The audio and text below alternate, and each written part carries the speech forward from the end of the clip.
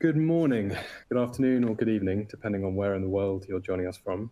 And I think we have a truly global audience for this webinar today, which is fantastic. First of all, thank you very much for joining us for today's Navigating the Impact of Elections on Business webinar hosted by Kroll. We're going to be having a fascinating conversation with our panel of experts this afternoon, or this morning, depending on where you are. And we're going to be discussing the global implications of elections that have taken place around the world, the impact on business, particularly in the light of what I think is unprecedented uncertainty in the market, in economic stability, financial crime, sanctions, policy risk, and I think the growing uncertainty around the geopolitical landscape as well. Today, our panel of experts who we've assembled specifically to talk about some of these issues will help us make sense of uncertainty. And I think that is really going to be the theme of the conversation today. The uncertainty that's inherent in the electoral landscape and the geopolitical context, but also how businesses can make sense of it and how Kroll can help. We'll be talking through what potential policy changes we should be aware of, what geopolitical stability might look like over the coming 12 to 24 months, especially in light of US foreign policy and potential changes therein, how technology can help businesses manage risk and stay resilient in the face of uncertainty, and what businesses can do to prepare and mitigate risks related to political shifts and regulatory changes. Before introducing our panel, there are a few housekeeping items that I'll just quickly run through. First of all, at the bottom of your screen, you'll find multiple tools. These engagement tools are resizable and movable to allow you to optimize your monitor space. You can expand your slide area or any other window by clicking the arrows in the top right-hand corner. If you have questions during the event, please use the Q&A tool. We'll try and answer questions as we go if we can, and any that we can't, we'll follow up with by email afterwards. A recording of the event will be sent to you and available afterwards and can be accessed using the same audience link sent to you earlier. And finally, we'll be conducting polling questions throughout the webinar. So please do take a moment to answer those polling questions when they pop up, because it'd be really useful to gather your perspectives. And we'll try and talk about some of the audience perspectives as we go through. So to introduce our panel, I'll start with Joshua Tucker, who's Kroll's Senior Geopolitical Risk Advisor, and we're very lucky to be joined by him today. He's a professor of politics and co-director of the Center for Social Media Politics at New York University. Welcome, Josh. We've got Carla Nunez, who's the head of Valuation Digital Solutions and a leading authority on valuation, financial reporting, and tax issues globally. And David Lewis, who is Kroll's global head of anti-money laundering. Before joining Kroll, David served as the executive secretary of the Financial Action Task Force and the senior advisor to the G7 and G20 on AML and counter-terrorist financing. And finally, my name is George Blasto. I'm the head of trust and safety for Resolver, which is a Kroll business. Before joining Kroll, I was a British diplomat for 14 years, focused on a range of policy issues, and I served in South Asia, East Africa, North Africa, and the Gulf. So before we get into the discussion proper, I thought we would share our first polling question, which hopefully will have popped up on your screen now, and it's to do with how significant do you think the ramifications of US elections will be to your business and the country of your operations? So whilst you're taking a moment to consider that question, Josh, I might turn to you. So we are 10 months, more or less, into what has been termed the year of elections, the greatest exercise of democratic activity in human history, I think it's been characterized as. And obviously we have the US election due to take place next week. So I hope that you might start by discussing some of the themes and trends and key issues that we've seen so far.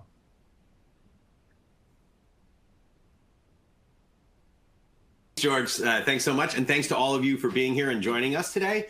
Yes, 2024 has indeed been called the year of the election. And you can see from the slide on your screen right here just how many countries held elections or will hold elections in 2024.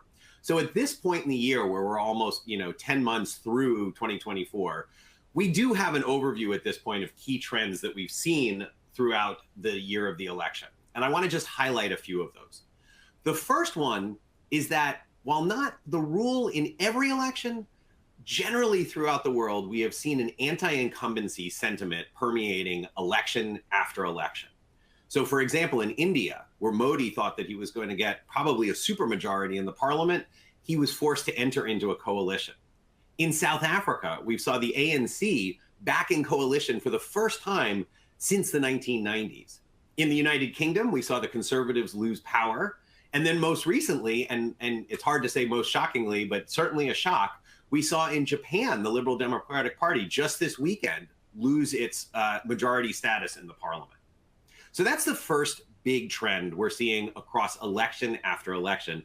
And it really does force us to think whether there is potentially some sort of pandemic hangover that is permeating these elections across the globe that is leading to a kind of dissatisfaction with current ruling parties and candidates. The other big trend that we've seen is the rise of newer, smaller, and extreme parties. Maybe not the rise of the parties per se, but voters' increasingly willingness to vote for them. Even in the UK, where Labour swept to such a resounding victory, we did see the rise of Nigel Farage's party. In German regional elections, we've seen far-right parties do much better than they ever have previously in Germany. Just this weekend in Bulgaria, we saw a right-wing ultranationalist party come in third in the election. And I can go on. Also, in the most recent Japanese elections, we're going to have more parties in the parliament because there are far left and far right parties that are entering the parliament. So that's the second trend. The third trend is just, again, a reminder to everybody that when you are looking to anticipate what election results are going to be, you have to pay attention to the electoral rules, because the same set of preferences on the parts of voters can lead to very different outcomes depending on the electoral rules. Nowhere was this more glaring than in France, where we saw 2 elections within a month. Voter sentiment didn't really change, but the elections had 2 really, really different outcomes, because one was a proportional representation election, and the other one was a 2-round plurality election that allowed parties to strategically coordinate between rounds. As we head into the US election, we are going to have a possibility in this election, once again, where the winner of the popular vote may not actually win the presidential election. So with those lessons in mind, I want to next turn to a very general framework that businesses can use for thinking about election-related risk. But first, I think George has our first set of poll results. Thanks, Josh, for that really helpful oversight and introduction. So I think if we push the poll results out now, you should be able to see them on your screen. And what we can see clearly is that I think the majority of our audience would concur with, I think, this panel, based on the previous conversations we've had, that the potential implications of the election in the United States next week, which Josh will talk a bit more about in a moment, are likely to have a high, or at very least medium, impact on businesses and countries around the world. I think it wouldn't be an overstatement to say this is probably the most consequential US election for a number of decades. There are some really stark differences between the candidates, and the different permutations of outcome could have really meaningful differences for business. On which subject, Josh, I think it would be really useful if you were able to frame for us, given your kind of particular expertise in this area, the potential outcomes, because I think it's easy to think of an election as a binary thing, and your point about electoral systems before is important. It's not quite as simple as one thing or the other. There are multiple permutations that could emerge from, for example, the US election next week, and also they may have quite meaningful differences in policy outcomes depending on which of those there are. So would you be able to take us through briefly what you think are the potential outcomes that we might see from the election, and what the policy consequences or implications of those could be?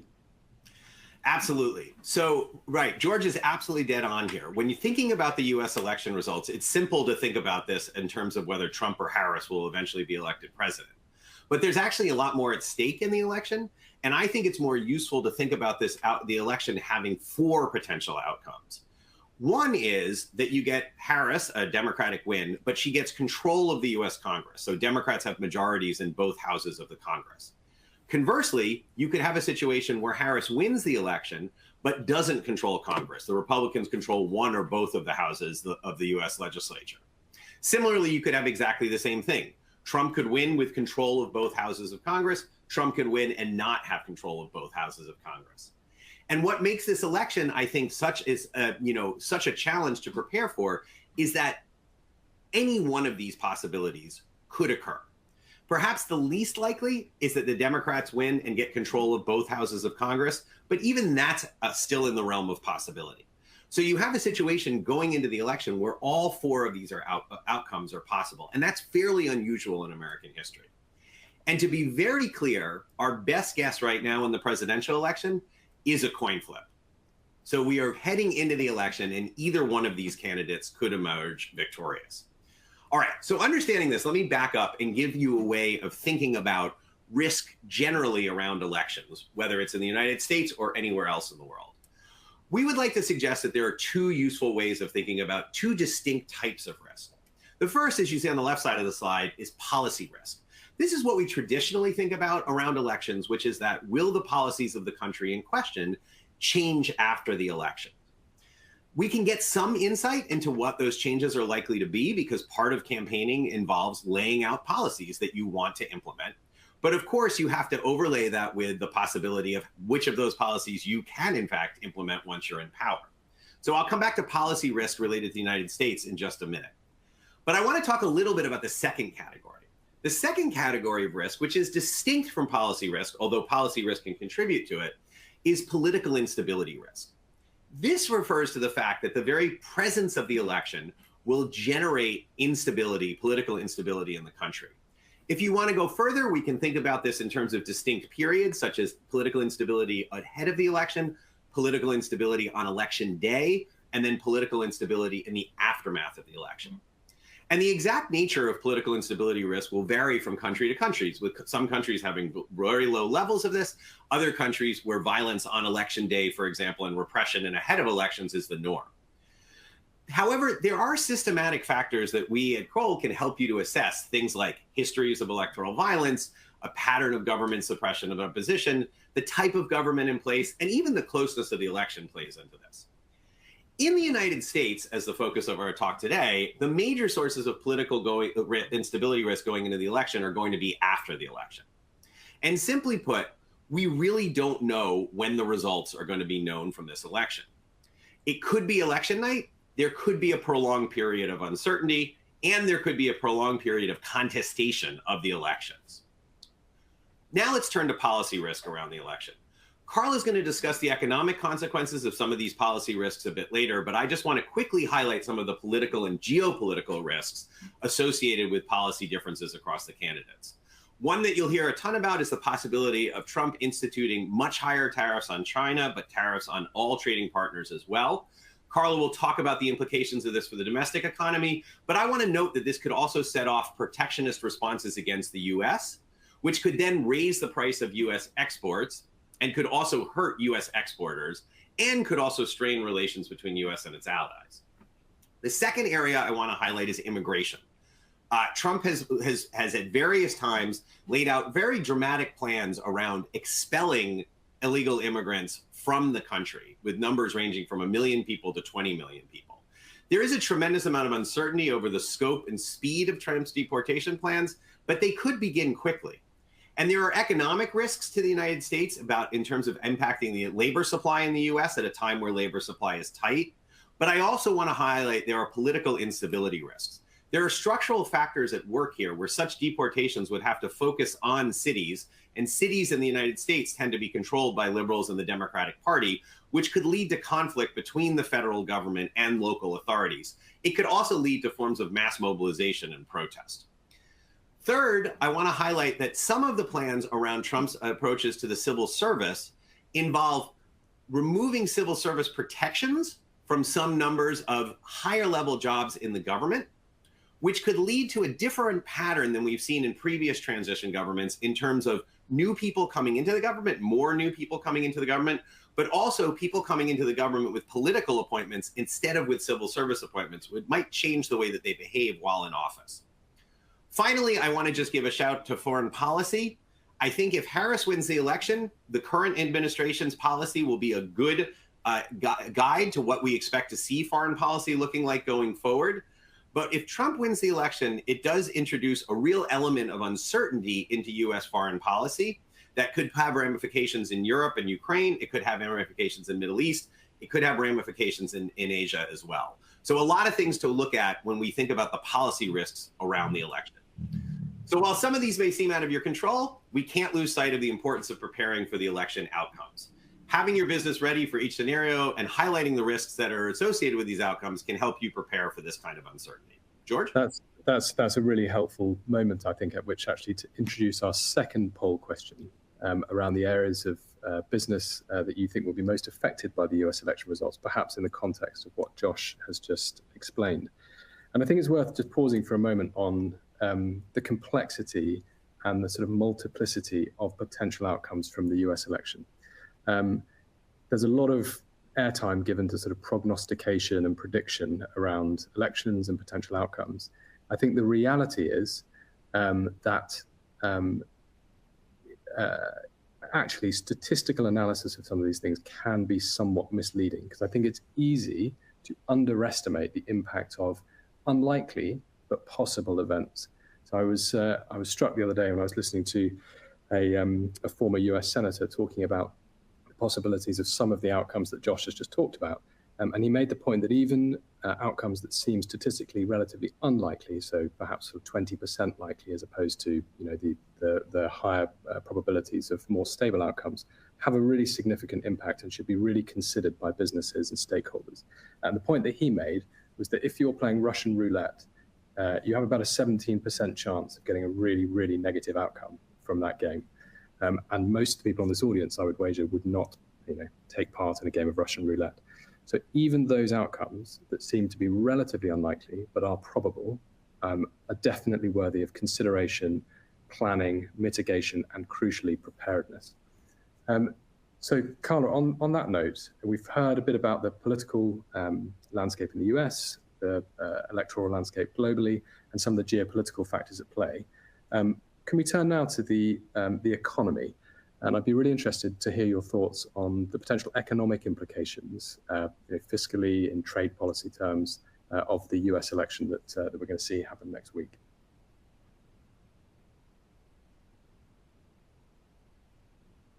On mute. Thanks, George. So elections can indeed influence, market volatility and investor sentiment. We actually conducted our own internal analysis at Kroll that shows that since John F. Kennedy became president in early 1961, the S&P 500 index, so one of the global benchmarks, has performed worse on average in years where there is a presidential election in the US. So the higher performance in non-election years just goes to show that investors and businesses like some sense of certainty around policies and regulations so that you can plan around it. Stock markets will, recover from almost anything. It's just that level of uncertainty that is hard to plan around if they don't know, for example, who's won.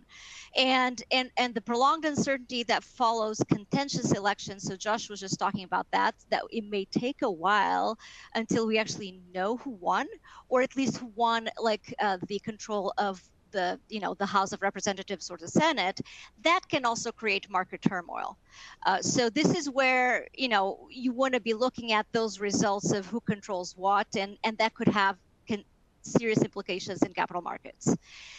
Just to set the stage first, where we are today, in general, the US economy is currently on a path to soft landing. What does that mean?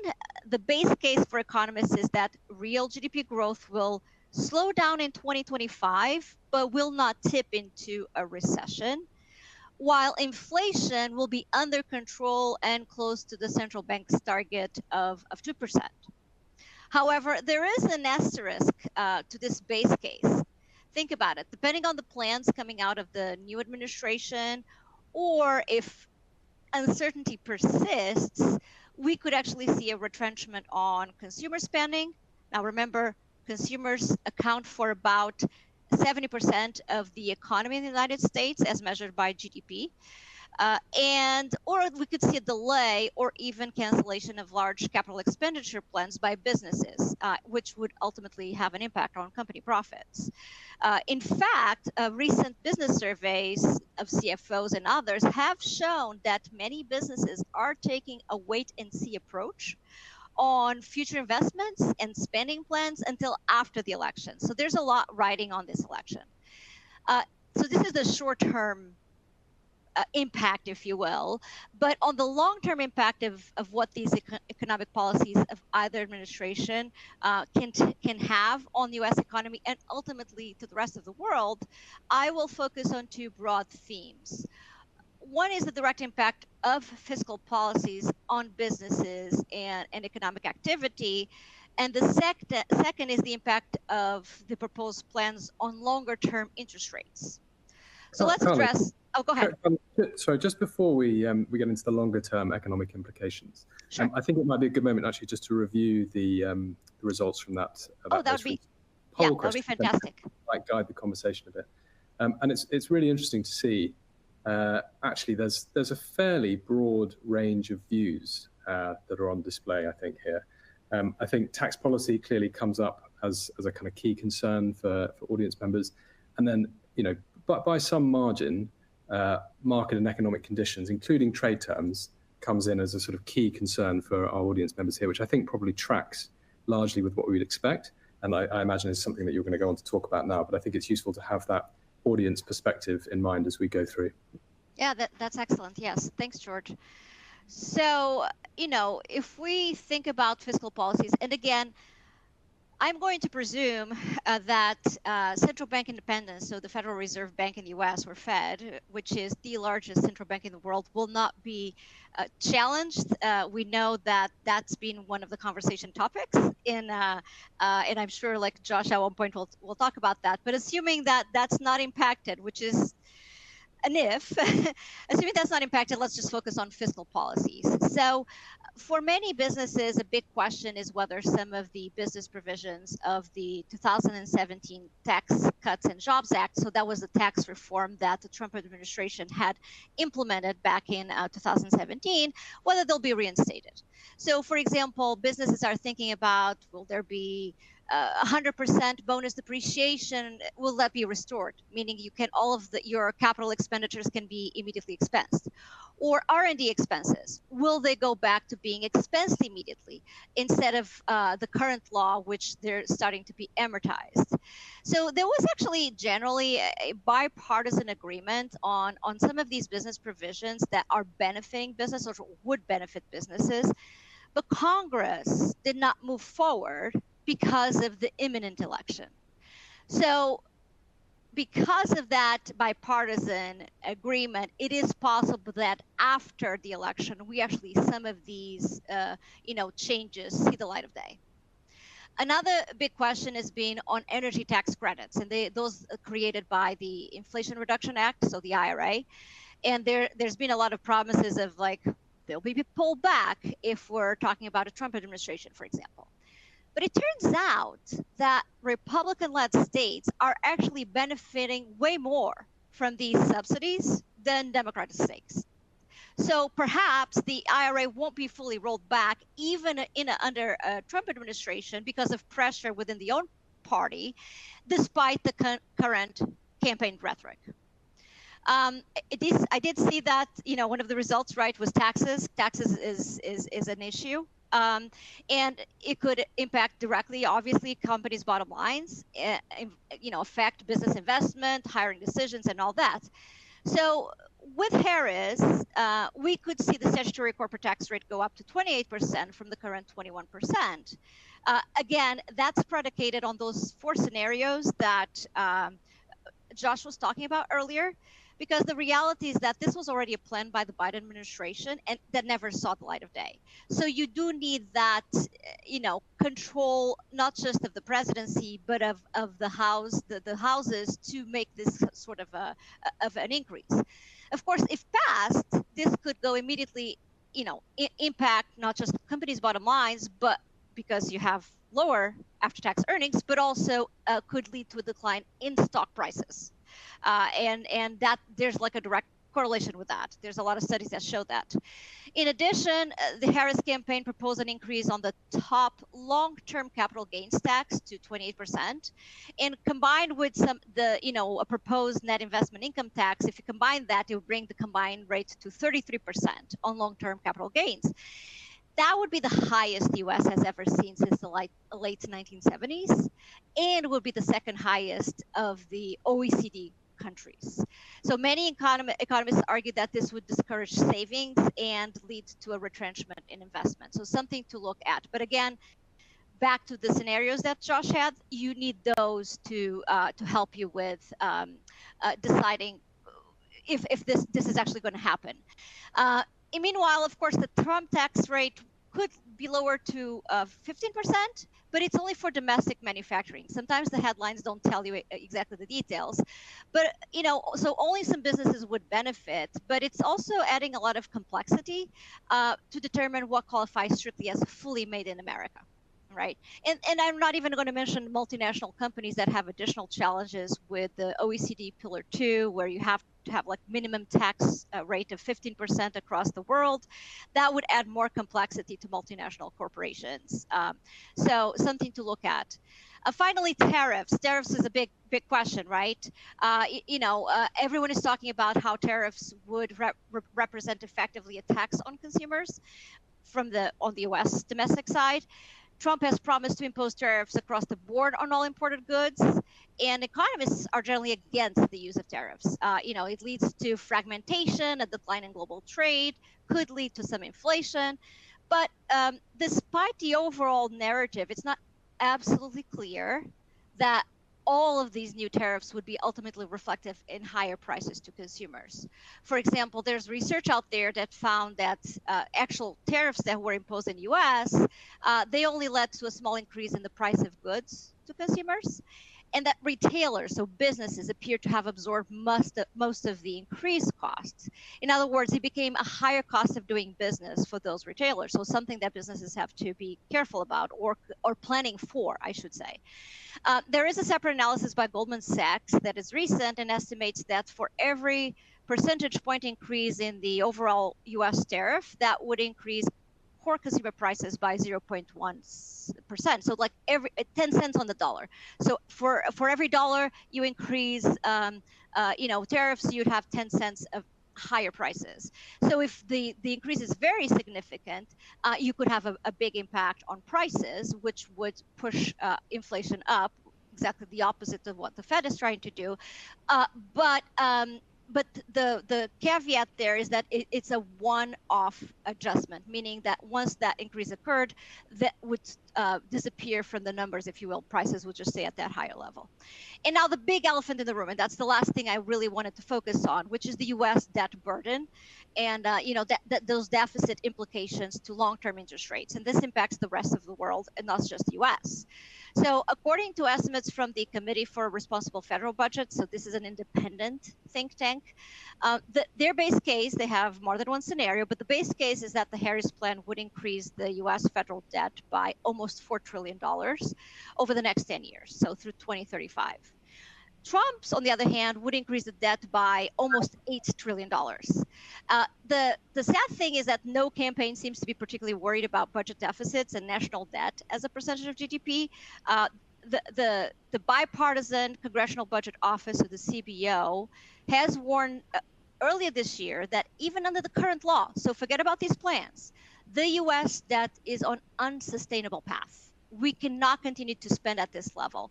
We are now at 105% of debt held by the public as a percentage of GDP, and the U.S. is now paying more in interest expense to serve that debt than its entire defense spending.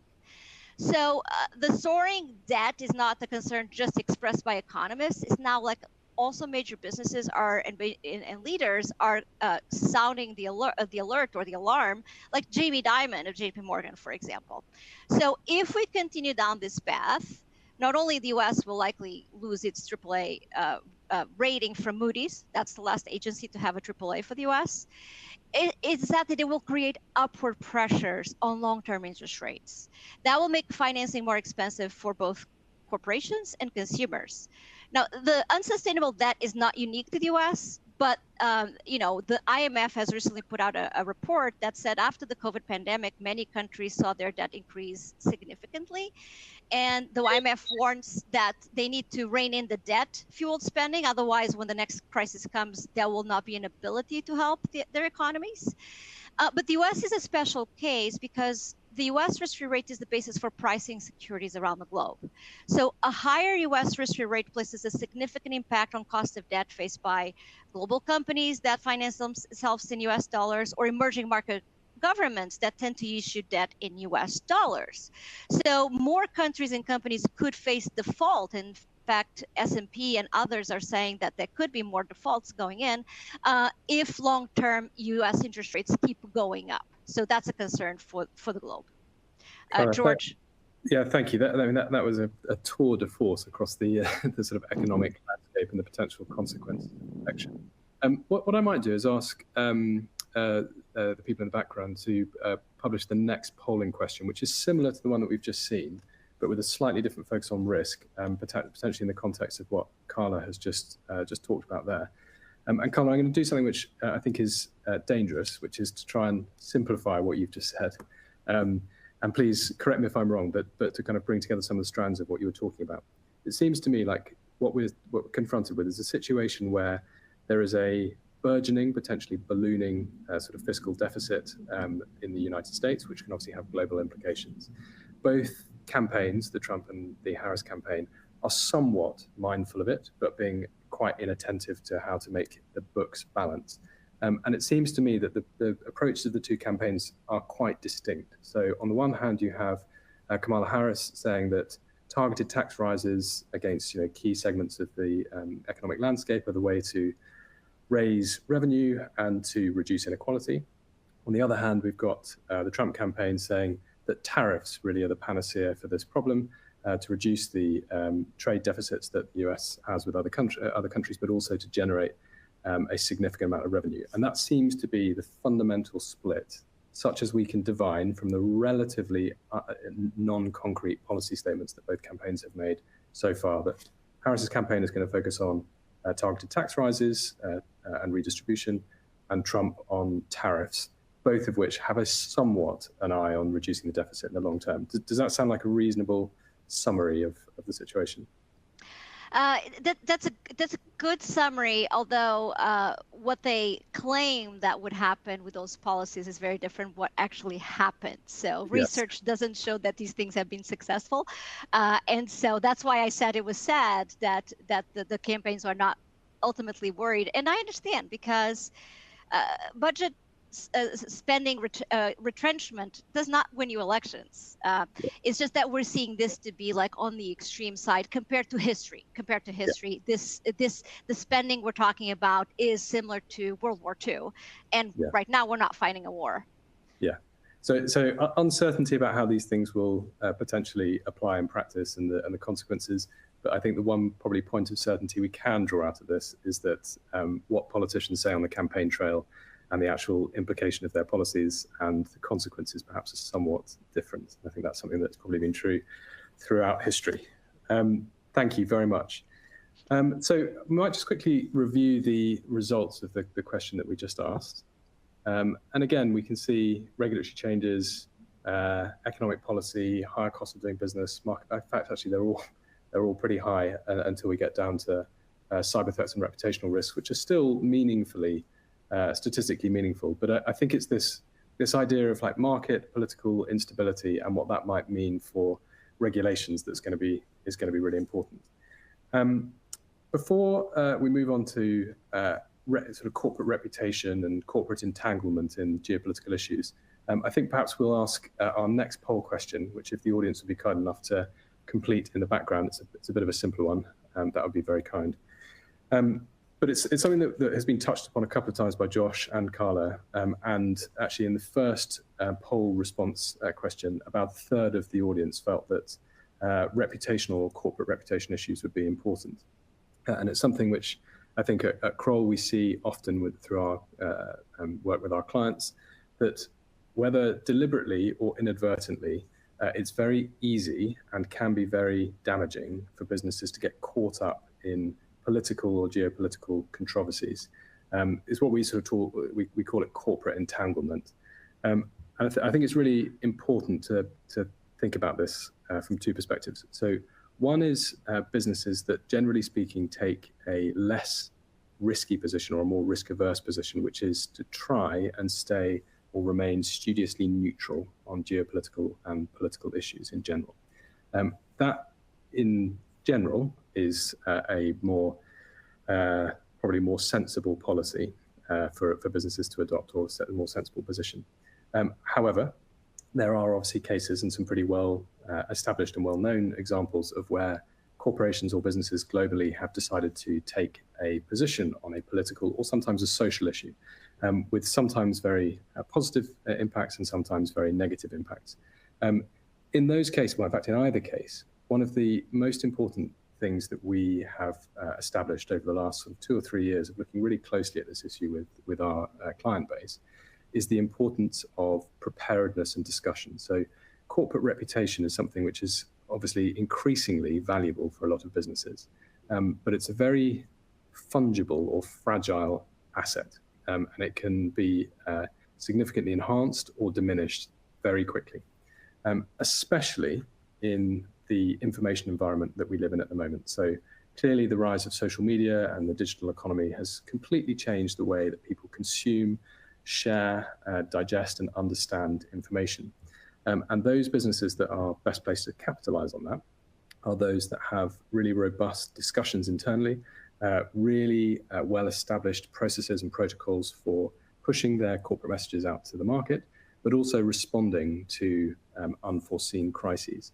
So we've seen a number of occasions over the last couple of years, businesses get themselves into a bit of a pickle when they have been caught up in controversial topics, whether those are geopolitical issues such as the conflict in the Middle East, the ongoing conflict between Russia and Ukraine, or whether those are geopolitical issues between kind of large trading blocs globally, and also sometimes social issues. And those two things do interplay. So the sort of well-known culture wars element is often dragged into geopolitical discussions as well. So businesses taking a position on a social issue can be drawn into a political issue for a variety of reasons.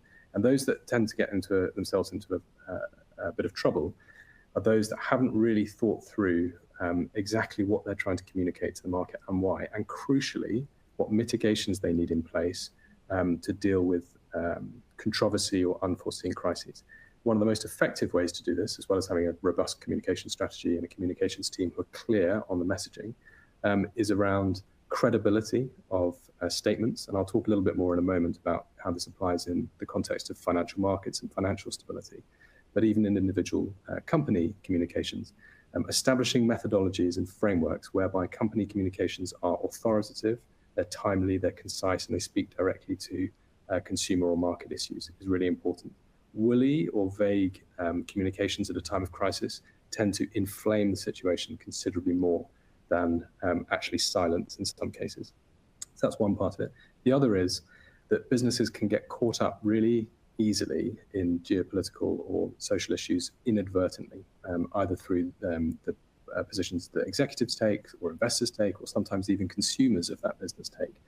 Businesses can find themselves very quickly in the spotlight of really controversial political or social discussions. And having a clear idea of how to respond to those issues is really important. And from our experience, one of the most important aspects of this, as well as having internal processes in place, is having some external view of brand perception or corporate perception. So generally speaking, forewarned is forearmed, and finding out about an issue that's going to impact your business or your supply chain or your consumer base or influencers or ambassadors that you're working with from the front page of a mainstream media outlet is not the best time to find out about it. It tends to be much better to identify and have mitigation plans in place much earlier in the information cycle. So when these issues first emerge online. And what we've seen repeatedly is that relatively small and esoteric issues that are raised initially, sometimes on social media, but online somewhere in the digital space, can, with astonishing rapidity, develop into, well, what would I guess be called viral or really, really kind of damaging narratives. And it's very difficult to get control of an issue once it's kind of reached a certain point of momentum. So understanding what these are early, having kind of monitoring tools in place, having mitigation plans with it internally, having clear communication policies to deal with unforeseen circumstances is really important. And it links all the way back to elections and the electoral environment and the economic environment as well, because a lot of this comes down to trust. and trust in institutions, whether those are government institutions, public institutions, or business institutions. And Josh, I might turn back to you actually, because I know you're actually one of the world's kind of leading experts on what is described sometimes as the liar's dividend, which in another way of framing is the erosion of public trust in institutional kind of communications and knowledge. So I wonder if you might just talk us through a little bit about what that means in practice. Sure. Thanks, George. Yeah, so when we think about a world where there's misinformation prevalent, or we think about a world where generative AI is becoming more ubiquitous, we tend to think about concerns in what I call sort of like level one concerns. The first level concern is that people are going to believe things that aren't true and think they are true. And this very clearly can show how there's risks to brands. Your company is accused of doing X, you didn't actually do X, but there's some generative AI or there's some misinformation that claims that you did X, and it's hard, and people begin to think something that's not real is actually true. And this is what gets most of the attention when we think about things like misinformation, and when now as we're beginning to think a lot about generative AI. But the liar's dividend points to what you might call a second level concern. And the second level concern is that in a world where people begin to believe that misinformation is ubiquitous, or that generative content, the sort of generative AI images is ubiquitous, it actually can become harder to convince people that true things are true. And so this is a world, I think, that we think that is very important for businesses to be aware of. You can watch politicians struggling with this question as well. But in a world where people begin to believe that, say, generative AI is ubiquitous, it's possible for politicians, it's possible for actors, it's possible for influencers to point to things that they don't like and say, well, that's not real, that was actually generative AI, or that's not real, that's actually misinformation. So that's what we call these second level risks. And that's what this frame becomes the liar's dividend, that it becomes harder to actually convince people of the truth. So this is something that businesses should be looking forward towards in the future and thinking about how they're going to, how to address this sort of changing information environment. I also just want to highlight, as George was talking about, potential situations with reputational risk and how quickly companies can get pulled into this. A couple things just to watch in light of the coming US elections. While it is possible, as I mentioned earlier, that we will know on election night which of the candidates won the presidential election, it is also possible, and perhaps quite likely, that it will take a while before we have a sense of what the election results are actually going to be. In that intervening period, there may be a great deal of contestation over what the election results show, and that is a prime period as well for when you can see misinformation, or at the very least, highly partisan takes on what's happening. As companies, there may be pressure to sort of weigh in on the process of what's happening.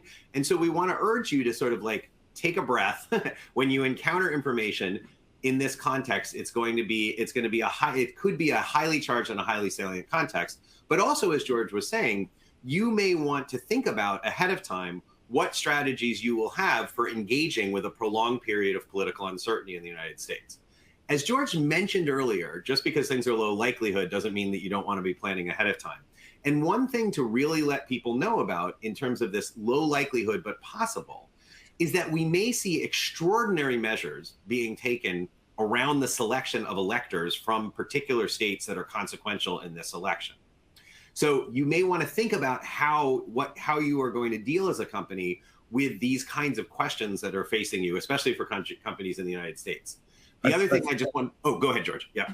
No, you finish your point, sorry. I just want to very quickly flag as well, when thinking about these kinds of questions where companies may face a great deal of pressure to take stance on political and policy issues, again, to highlight the point I made earlier about immigration. For companies that are likely to be affected by having workers who may be impacted by attempts to expel people from the United States, this is something that you can be thinking ahead of time about and can probably anticipate facing pressure either internally or externally to take a stand on. And you may want to, and as George said, these things are much harder in the moment and easier to think about ahead of time when you have time to plan and think through how you might approach these issues. Thank you, George. That was really helpful. And I think the point about mis and disinformation is a critical one as well, because it applies in the financial context. So one of the things that we're seeing quite often is, even within the context of individual businesses, let alone the macroeconomic environment, is investors and public perception not really being swayed by the previously authoritative statements made by businesses, including things like earning calls, especially in the light of mis and disinformation that can be artificially generated and can sit alongside legitimate corporate communications channels. So the final sort of watch out, I'd say, would be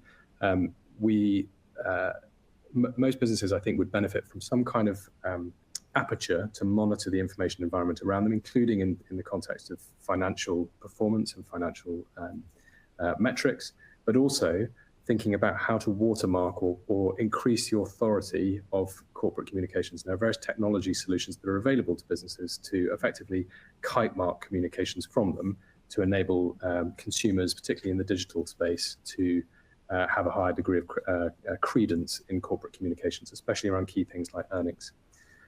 So we'll just quickly review the previous poll question. So I think what we can see here, I think there's still a sort of a general view that the uncertainty around the election and the potential impact and the preparedness of businesses is a little bit open for question.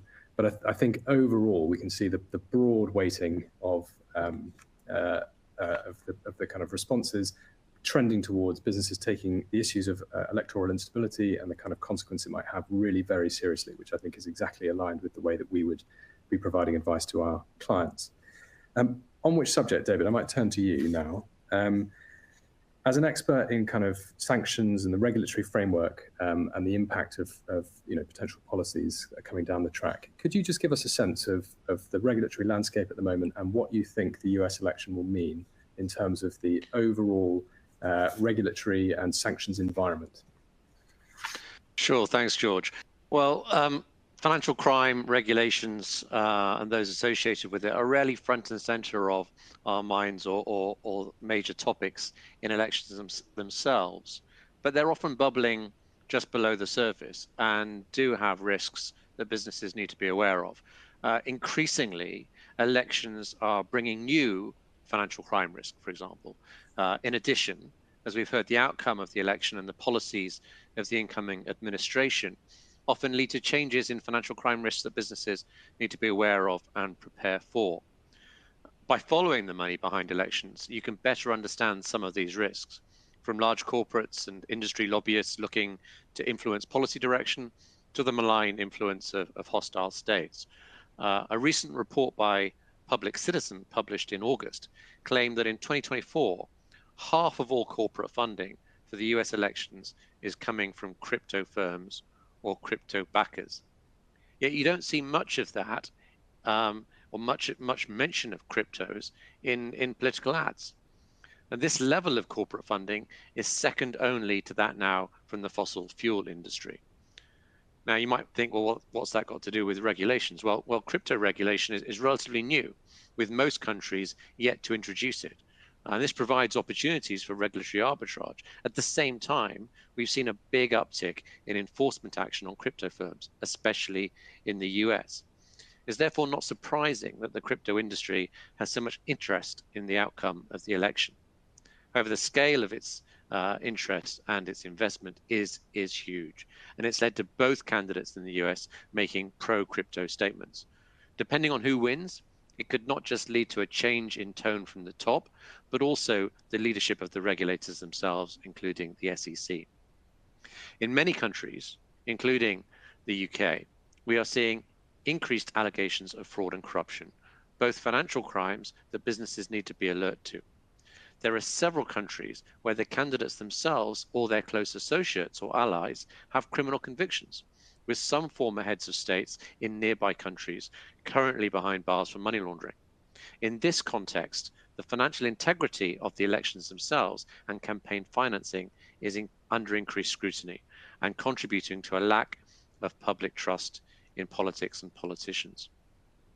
Regulated businesses are required to identify if their customer or the beneficial owner of their customer is a politically exposed person, for example, or a family member or close associate of one. And with elections in more than 70 countries representing half the planet, there will be a lot of new politically exposed persons. And as their public positions present higher risks of corruption, businesses need to identify those customers and conduct enhanced due diligence on them, including source of wealth, source of funds checks, senior management approval for taking on the business, and more regular monitoring of the relationship and transactions. Many businesses will find it difficult and costly to manage those risks manually and will need to look towards the use of new technologies to help. But new technologies, including machine learning and AI, can make things worse if improperly implemented or led by bad data. It may only make your systems better at being bad, so you need the right expertise to make sure that you don't fall into that trap. And it's also likely that we will see regulators fine firms for relying blindly on black boxes to manage their risks. Now, with new administrations come changes to foreign and economic policy, as we've heard, as well as to the regulatory environment faced by businesses. And this can go either way and lead to either light touch or tougher regulation and enforcement. While potentially reducing the burden on businesses of regulations, this can also expose them to greater risk and harm the reputation of a country as a safe place to invest. So it's a double-edged sword. Smart, effective regulation, though, should support economic growth rather than hinder it. One of the biggest impacts businesses may face as a result of this US election is a change of stance towards the Russia-Ukraine conflict, the conflict in the Middle East, and to the threats posed by the likes of Iran, North Korea, and China. And we are likely to see differences in the use of and targets of financial sanctions, depending on who wins. So businesses need to ensure that their financial crime systems and controls are able to adapt quickly to these changes, and that this is informed by a good understanding of the changing risk environment. Of course, financial crime also includes terrorist financing, and a change to administration and policy can change these risks too. For example, a disproportionate crackdown on illegal immigration could lead to violence and more extremism and an uptick in domestic terrorism. More generally, we are seeing challenges to multilateralism and international institutions, which make it more difficult to bring countries together to agree a common approach to regulations like financial crime. Regardless who wins, this will likely continue, and businesses will find it more difficult to have a single global policy to meet a global standard. And depending on where you operate, you may not only face differences between laws and regulations, but even conflicts between those. And you may need to make a difficult choice about which to favor based on your short or longer term interests. And this is especially the case for those businesses with a US nexus or reliant on the US dollar. Fighting financial crime can only be done successfully with effective cross-border collaboration. In recent years, we have seen a number of good examples of public-private partnerships within countries, but the challenges facing cross-border collaboration between national authorities are increasing. And this is likely to expose businesses to greater risks. It will make it more important to risk assess the jurisdictions in which you are operating and those that you are exposed to. You need to be aware of and factor in changes to the lists of high-risk countries issued by the likes of the FATF and the OECD, or by countries and blocs like the EU. But you cannot rely blindly on those lists to manage the risks you're exposed to. Fighting financial crime has been characterized for a long time by a tick box approach to regulatory compliance. However, all countries now agree that this costs a lot and achieves little, apart from fueling the compliance industrial complex. These days, to protect your business from corruption or dirty money and to stay on the right side of regulators, it will become more important that you can demonstrate you are preventing and detecting financial crime and not just seeking to avoid fines from regulators. And this will be the case regardless of who wins next week. George, back to you. Yeah, David, that's really helpful. Thank you. And you did a really good job there of weaving together some of the elements here. So the geopolitical and the political uncertainty inherent in elections in general, and particularly the US election next week, the impact that could have on sanctions policy, on regulatory divergence. Clearly that links into other aspects we've talked about today. So the potential scenarios, as Josh outlined, which are complex and unpredictable, and then of course the economic implications of the policies that each candidate or each campaign in the US election is looking to implement over the next 4 years. So guys, thank you very much for the discussion. That was really interesting. I think it's pretty clear to me anyway, during the course of this, that sort of managing uncertainty or making sense of uncertainty is the kind of key theme here. There's a there's a huge range of different factors at play here and different sectors and segments that businesses need to care about. I think obviously at Kroll we work with a range of clients in a multitude of sectors to try and help them make sense of this uncertainty, to put in place the management frameworks, the mitigations that are needed to prepare for the potential outcomes, both of electoral events, but also kind of other political and economic issues. Building kind of business resilience really is the key message here. And I think if there was one sort of key message to take away from this, or something that I'm taking away from this, it's about the value of preparedness. So trying to respond in the moment tends to be ineffective and quite destabilizing for businesses. The greater level of preparedness that can be put in place in whichever sector you're operating, you're very much more likely to be on the front foot and to be able to deal with issues as they emerge, whichever of the range of scenarios we've discussed today end up playing out in the real world. So thank you very, very much to everyone who's joined us for this webinar today. I hope you've enjoyed it as much as we have. Before you go, a quick survey will pop up on your screen, and we'd really value your feedback, and we'd really appreciate your input and your thoughts. There will also be one final polling question as well, which will the results of which we will share afterwards in an email follow-up. Please check your email for a link to a recording of today's webinar post this event, along with additional materials and answers to the questions, which I'm afraid we didn't really get to address during the course of the conversation, but we will address in the follow-up email. And if you have any further questions or any additional requirements for information or advice, please do feel free to reach out to us. But mostly, thank you very much for joining us. Thank you to our panel. Thank you very much to our audience. I hope everybody has a very good rest of your day. Bye-bye.